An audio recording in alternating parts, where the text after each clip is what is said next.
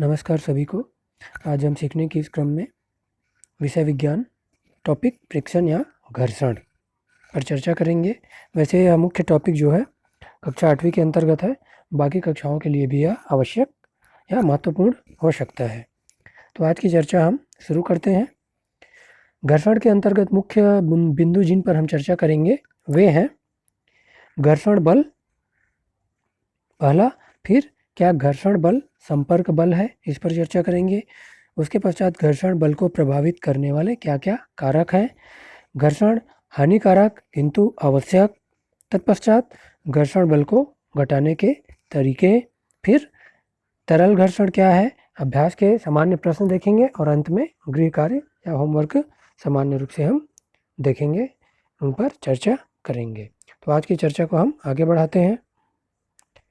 घर्षण बल हम सभी ने अपने दैनिक जीवन में देखा ही होगा कि गाड़ियों की जब गति को धीमा करने का या रोकने का जब हम करते हैं, कोई वाहन चालक प्रयास करता है तो क्या करते हैं, ब्रेक लगाते हैं। आप भी ब्रेक लगाकर साइकिल की गति को धीमा करते हैं। क्या आपने कभी सोचा है कि ब्रेक लगाने से जो हमारा वाहन है की गति है धीमी क्यों हो जाती है? केवल वाहन ही नहीं, कोई भी वस्तु जो किसी अन्य वस्तु की पृष्ठ पर गति कर रही होती है, उस पर बाह्य बल न भी लगाया जाए तब भी धीरे धीरे उसकी गति धीमी हो जाती है तथा कुछ समय बाद वह रुक जाती है। हम देखे हैं कि जब हम साइकिल चलाते हैं तो साइकिल चलाने के बाद जब हम ब्रेक लगाते हैं तो ब्रेक के जो पैडल है और हमारे साइकिल के जो पहिए हैं उनके बीच घर्षण होने के कारण उनमें क्या हो जाता है, धीरे धीरे उनकी गति कम हो जाती है। अगर कोई वस्तु में बल ना भी लगाया जाए या घर्षण भी बल भी काम ना करे तब भी कुछ समय बाद उनकी गति धीरे धीरे कम हो ही जाती है। जैसे कि फर्श पर लुढ़कती गेंद कुछ समय बाद क्या हो जाती है, रुक जाती है। क्यों रुकती है? क्योंकि गेंद और जो फर्श है उसके बीच एक घर्षण बल या संपर्क बल कार्य कर रहा होता है। जब हम गीले व चिकने फर्श पर चलते हैं तो हमें क्या होती है, कठिनाई होती है, क्योंकि गीला या चिकना फर्श रहेगा तो उसमें घर्षण कम होता है। कम होने के कारण ही हम उसमें क्या होते हैं, चलने में कठिनाई होती है। क्या आप जानते हैं इन सब घटनाओं के पीछे क्या कारण है? बिल्कुल, इन सभी घटनाओं के पीछे घर्षण बल ही मुख्य रूप से कार्य करता है। आगे एक क्रियाकलाप है जिसमें क्या है, देखते हैं कि मेज, पुस्तक आदि हम आवश्यक सामग्री के रूप में ले सकते हैं।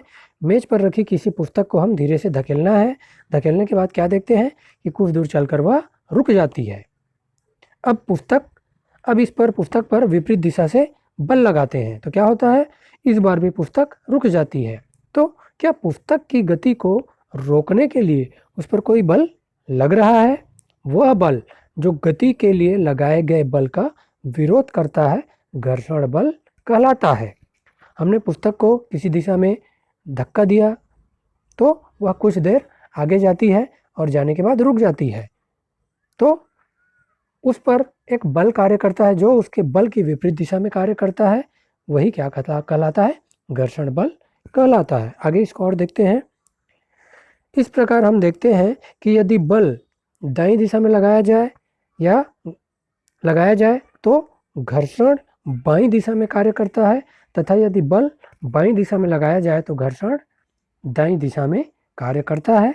मतलब बल और घर्षण जो दोनों की दिशा है वह विपरीत होता है। दोनों ही स्थितियों में घर्षण पुस्तक की गति का क्या करता है, विरोध करता है। अतः घर्षण बल सदैव ही लगाए गए बल का विरोध करता है। उपरोक्त क्रियाकलापों में घर्षण बल पुस्तक तथा मेज के पृष्ठों के मध्य कार्य करता है। चित्र में देख पा रहे हैं कि हम जो पुस्तक है और मेज है उनके बीच संपर्क होता है और उसी संपर्क के द्वारा पुस्तक की दिशा में जो पुस्तक में जो हम बल लगाते हैं उसके विपरीत दिशा में घर्षण बल कार्य करता है। आगे बढ़ते हैं। घर्षण बल और सतह। कोई भी वस्तु है जिस पर हम बल लगाते हैं वह किसी संपर्क में रहता है या किसी सतह पे रहता है, तो बल की दिशा से विपरीत दिशा में हम देख पा रहे हैं जो बल लग रहा है वह घर्षण बल होता है गति की विपरीत दिशा में, और यह घर्षण बल कार्य करता है। क्या घर्षण बल संपर्क बल है? बिल्कुल है। देखते हैं हम, जब हम पुस्तक को धकेलते हैं तो हमारे शरीर की मांसपेशियों द्वारा बल लगाया जाता है। यह बल क्या होता है? पेशी बल कहलाता है या होता है। पेशी बल तभी लगाया जा सकता है जब पेशियां किसी वस्तु के संपर्क में हो, इसीलिए इसे संपर्क बल भी कहते हैं। इसी तरह पुस्तक तथा मेज के पृष्ठों के मध्य लगा घर्षण बल भी संपर्क बल है। जैसे कि हम किसी वस्तु को अपने हाथों से उठाते हैं तो वह वस्तु हमारे हाथों के संपर्क में आती है, और हमारे मांसपेशियों द्वारा जब उसे उठाया जाता है तो मांसपेशियों द्वारा जो बल लगता है वह क्या होता है? हमारा पेशी बल कार्य करता है। कुछ बल असंपर्क बल भी होते हैं, जैसे किसी चुंबक द्वारा लोहे के टुकड़े पर लगाया गया चुंबकीय बल। एक आवेशित वस्तु द्वारा किसी दूसरी आवेशित अथवा अनावेशित वस्तु पर लगाया गया स्थिर विद्युत बल तथा पृथ्वी के द्वारा वस्तुओं पर लगाया जाने वाला आकर्षण बल या गुरुत्व बल, ये सभी बल असंपर्क बल है, क्योंकि यहाँ संपर्क में आए बिना ही बल लगता है। अर्थात हम कह सकते हैं कि असंपर्क बल वह बल होता है जो किसी वस्तु के संपर्क में आए बिना भी जो बल लग रहा है वही असंपर्क बल होगा। आगे बढ़ते हैं। घर्षण बल को प्रभावित करने वाले कारक। घर्षण को प्रभावित करने वाले क्या क्या कारक हैं? एक क्रियाकलाप है जिसके द्वारा हम समझ सकते हैं कि एक लकड़ी का पटिया, ईंट, पेंसिल, सेल, कपड़ा या रेत ले ले। किसी चिकने फर्श अथवा किसी मेज पर ईंट अथवा पुस्तकों के सहारे लकड़ी का पटिया रखकर एक आनत तल बनाइए। आनत तल मतलब झुका हुआ रहे, ऊपर से नीचे की ओर आनत तल मतलब एक तरफ उठा हुआ दूसरी तरफ झुका हुआ। आनत तल के किसी बिंदु पर पेन से कोई चिन्ह अंकित कीजिए। अब किसी पेंसिल सेल को इस बिंदु से नीचे लुढ़कने दीजिए। रुकने से पूर्व यह मेज पर कितनी दूरी तय करता है, इस दूरी को नोट कीजिए। अब मेज पर कोई कपड़ा बिछा दीजिए। यह सुनिश्चित कीजिए कि कपड़े में सिलवट ना हो। अब पेंसिल सेल को पुनः बिंदु से नीचे लुढ़काइए। तो क्या होता है? ये चित्र में हम देख पा रहे हैं किस तरीके से आनत तल है। आनत तल में पहले हमने पेंसिल को सामान्य तरीके से लुढ़काया, उसके बाद कपड़ा रख के लुढ़काया, तो दोनों में क्या अंतर आता है? दूरी में भिन्नता आती है। सबसे पहले तो घर्षण संपर्क में आने वाले दो पृष्ठों की अनियमितताओं के कारण होता है। मतलब सामान्य पहले स्तर में हमने देखा कि जब टेबल था तो उसमें घर्षण कम हुआ, लेकिन जैसे ही हम उस पर कोई कपड़ा रखते हैं तो उस पर घर्षण ज़्यादा होता है, दोनों पृष्ठों के बीच, सेल और उस कपड़े के बीच, और वह कम दूरी तक जाता है।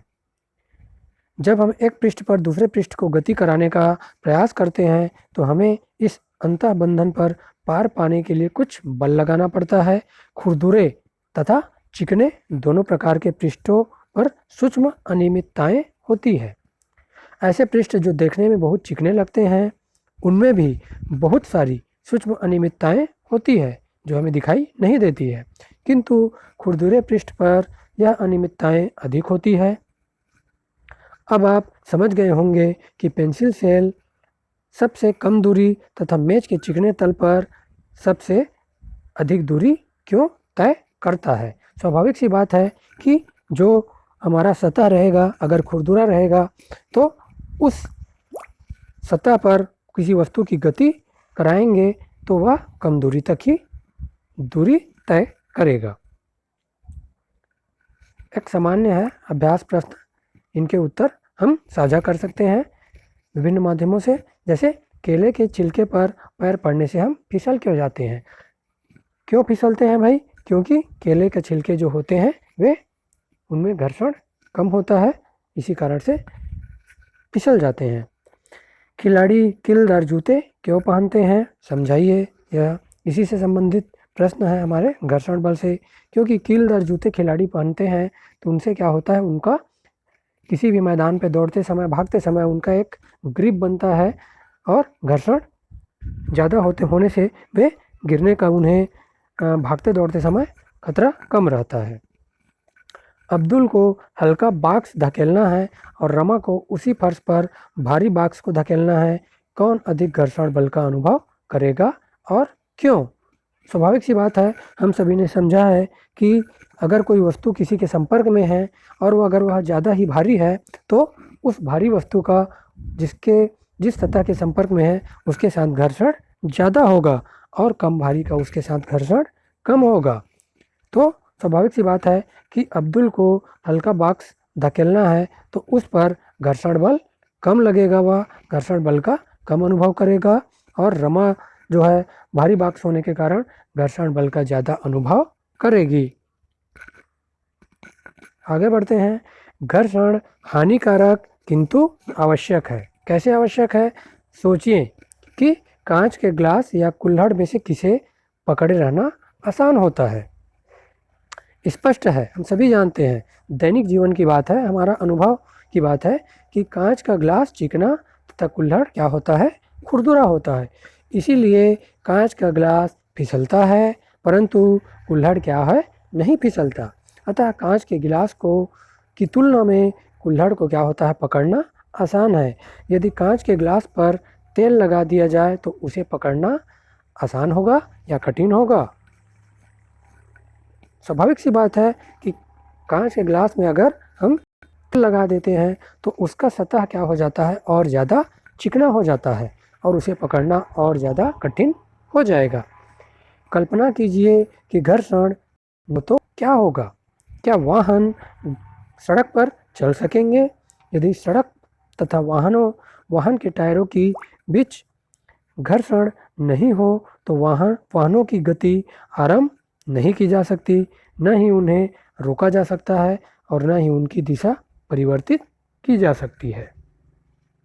इसलिए हमारे दैनिक जीवन में यह जो घर्षण बल है वह हानिकारक होते हुए भी बहुत आवश्यक है, क्योंकि इसके बिना हमारा जो दैनिक जीवन के विभिन्न कार्य है वह संपन्न नहीं हो सकते।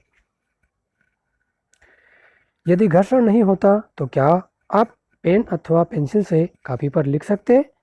घर्षण के ही कारण हम चाक से ब्लैक बोर्ड पर लिख पाते हैं। जब हम ब्लैक बोर्ड पर चाक से लिखते हैं तो ब्लैक बोर्ड का खुरदुरा जो पृष्ठ होता है रगड़कर चाक के कुछ कणों को अलग कर देता है जो ब्लैक बोर्ड से चिपक जाता है और इस प्रकार ब्लैक बोर्ड पर लिखा हुआ हमें दिखाई देता है। कल्पना कीजिए कि हम कांच पे लिखें या लिखने का प्रयास करें तो हम लिख पाएंगे क्या? बिल्कुल नहीं। कांच पे लिखना आसान नहीं है, नहीं हम लिख पाते हैं, क्योंकि उसका सतह क्या होता है? बहुत ही ज़्यादा चिकना होता है। आगे बढ़ते हैं। यदि घर्षण नहीं होता तो गतिशील वस्तु कभी नहीं रुकती।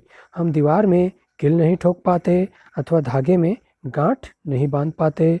घर्षण के बिना इमारतों का निर्माण भी नहीं हो सकता था। इसी पर हम चर्चा करेंगे और कि घर्षण हानिकारक भी है।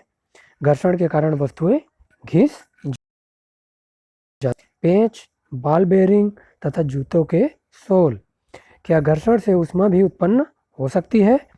इसे समझने के लिए कुछ मिनट तक अपनी हथेलियों को तेजी से एक दूसरे के साथ रगड़िए। क्या हथेलियाँ गर्म हुई? करके आप देख सकते हैं कि हथेलियाँ क्या हो जाती है हमारी? घर्षण के कारण जो ऊष्मा उत्पन्न होती है उसी से हमारी हथेलियाँ गर्म हो जाती है, घर्षण बल के कारण। जब आप माचिस की तीली को किसी के पृष्ठ से रगड़ते हैं तो घर्षण से उत्पन्न ऊष्मा के कारण ही वह आग पकड़ लेती है। इस प्रकार ऐसे बहुत से उदाहरण हैं जिनमें घर्षण द्वारा ऊष्मा उत्पन्न होती है।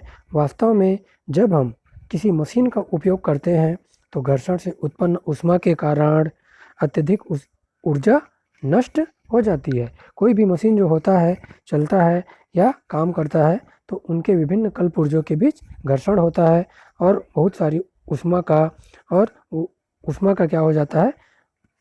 ऊर्जा का अत्यधिक इसी में नाश हो जाता है या नष्ट हो जाता है। आगे बढ़ते हैं। घर्षण को घटाने के क्या क्या तरीके हो सकते हैं? आपके जूतों का सोल खांचेदार क्यों होता है? खांचों के कारण जूतों की फर्श से पकड़ बनती है, जिसके कारण हम चलते समय सुरक्षित रहते हैं। इसी प्रकार कारों, ट्रकों तथा बुलडोजरों के टायर भी खांचेदार होते हैं, जिससे उनकी सड़क पे पकड़ अच्छी बनती है। स्वचालित वाहनों तथा साइकिलों की ब्रेक प्रणालियों में ब्रेक पैडों का उपयोग कर घर्षण में वृद्धि की जाती है। जब हम साइकिल चलाते हैं तो उसके ब्रेक पैड पहिए को स्पर्श नहीं करते, परंतु जब हम ब्रेक लीवर को दबाते हैं तब ये पैड घर्षण के कारण रिम की गति रोक देते हैं और पहिया गति करना बंद कर देता है। यह हमारे दैनिक जीवन से जुड़ा हुआ उदाहरण है, हम सभी ने इसको देखा है, समझा है। आप जानते हैं कि कबड्डी के खिलाड़ी प्रतिद्वंदी को या अपने विरोधी को मजबूती से पकड़ने के लिए अपने हथेलियों पर मिट्टी रगड़ते हैं। क्यों रगड़ते हैं भाई? क्योंकि उससे उनकी पकड़ मजबूत हो जाए, फिसले मत। जिम्नास्ट भी अपनी अच्छी तरह पकड़ बनाने के लिए हथेलियों पर खुरदुरा या रूखा पदार्थ लगाकर घर्षण में वृद्धि कर लेते हैं।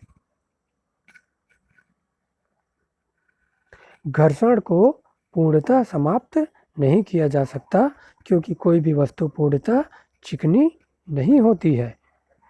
अर्थात ऐसा कोई भी वस्तु नहीं है जो पूरी तरीके से चिकनी है, जिस पर एक भी घर्षण ना हो। यहाँ पे कुछ उदाहरण दे रहे हैं, दिखा रहे हैं हम। जैसे कैरम बोर्ड खेलते हैं सभी, या जो बच्चे खेलते हैं जानते हैं भली भांति कि घर्षण बल के लिए जब कैरम और जो हमारे स्ट्राइकर रहता है या विभिन्न जो हमारे गोटी रहते हैं उनके बीच घर्षण कम करने के लिए उसमें हम पाउडर छिड़कते हैं। साथ ही साथ विभिन्न जो हमारे कलपुर्जे रहते हैं उनके बीच विभिन्न उनके पार्ट्स के बीच घर्षण होता ही है। या जब हम लिखते हैं तब भी हमारे पेन और पेंसिल और ब्लैक बोर्ड या जो भी हमारा बोर्ड है उनके बीच इस घर्षण बल का हम अनुभव करते हैं। यह सभी हमने जो रियल एग्जाम्पल है, हमारे उदाहरण है, उनका हमें कभी न कभी दैनिक जीवन में देखा है, समझा है। जब हम दरवाज़ों के कब्जों में तेल की कुछ बूंदें डालते हैं तो दरवाजे जो है आसानी से घूमने लगता है। साइकिल तथा मोटर के मैकेनिक मशीनों के गतिशील भागों के बीच ग्रीस या ग्रेफाइट का उपयोग करते हैं। उपरोक्त सभी परिस्थितियों में हम दक्षता में वृद्धि के लिए घर्षण को कम करते हैं। जब तेल, ग्रीस अथवा ग्रेफाइट को किसी मशीन के गतिशील पुर्जों या भागों के बीच लगाते हैं तब वहाँ इनकी एक पतली परत बन जाती है, जिससे गतिशील पृष्ठ सीधे ही एक दूसरे को रगड़ नहीं पाते। इस प्रकार अनियमितताओं का अंतःबंधन काफ़ी सीमा तक कम हो जाता है, जिससे गति सहज बन जाती है। घर्षण कम करने वाले पदार्थों को क्या कहते हैं? स्नेहक कहते हैं। कुछ मशीनों में स्नेहक के रूप में तेल का उपयोग न करने की सलाह भी दी जाती है। अगला जो बिंदु है वह है तरल घर्षण। वायु, जल तथा अन्य द्रव अपने में से होकर गुजरने वाली वस्तुओं पर घर्षण बल लगाते हैं। किसी तरल पर लगने वाला घर्षण बल वस्तु की तरल के सापेक्ष गति, वस्तु की आकृति तथा तरल की प्रकृति पर निर्भर करता है। जब वस्तुएं किसी तरल में गति करती है तो उन्हें उन पर लगे घर्षण बल पार पाना होता है, क्षय होता है, अतः घर्षण को कम से कम किया जाता है। इसलिए वस्तुओं को विशेष आकार दिया जाता है। वाहनों के डिजाइन भी इस प्रकार बनाए जाते हैं कि तरल घर्षण कम हो जाए।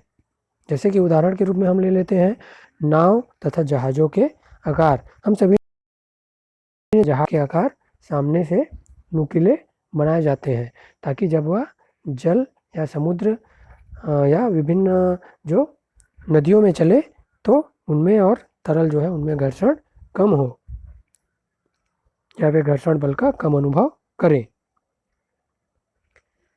सामान्य अभ्यास के प्रश्न हैं जिसे आप हमें विभिन्न माध्यमों से संपर्क कर सकते हैं या बेच सकते हैं। रिक्त स्थान जो है, घर्षण एक दूसरे के संपर्क में रखी दो वस्तुओं के पृष्ठों के बीच खाली स्थान का विरोध करता है, तो सापेक्ष गति का विरोध करता है। घर्षण पृष्ठों की अनियमितताओं के कारण अनियमितताओं पर निर्भर करता है। कैरम बोर्ड पर पाउडर छिड़कने से घर्षण क्या हो जाता है? कम हो जाता है और खाली स्थान लगाकर घर्षण को कम किया जाता है। तेल, ग्रीस या स्नेहक लगाकर घर्षण को कम किया जाता है।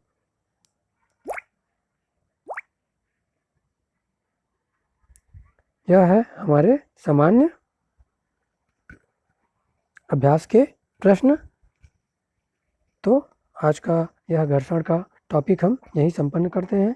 आशा करते हैं आप सभी को यह घर्षण का जो टॉपिक था हमारा चर्चा पसंद आया होगा। इसी प्रकार से और एजुकेशनल वीडियो देखने के लिए हमसे जुड़े रहिए।